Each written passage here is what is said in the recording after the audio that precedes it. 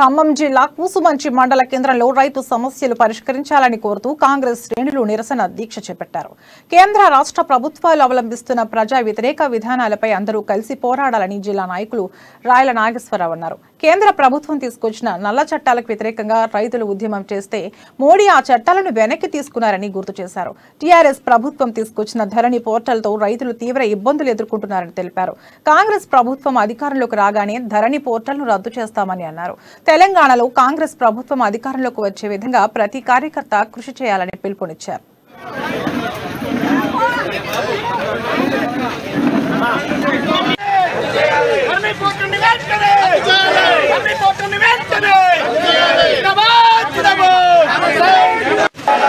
అందరం కలిసికట్టుగా పెద్ద ఎత్తున ఉద్యమించి కేంద్రంలో రాహుల్ గాంధీ గారి నాయకత్వంలో కాంగ్రెస్ ప్రభుత్వం, అదేవిధంగా తెలంగాణలో మరి కాంగ్రెస్ ప్రభుత్వం వచ్చే విధంగా మనందరం శాయశక్తులా కృషి చేయాలని, దానికందరం మనందరం కంకణబద్ధులై ఉండాలని చెప్పి విజ్ఞప్తి చేస్తా ఉన్నాం.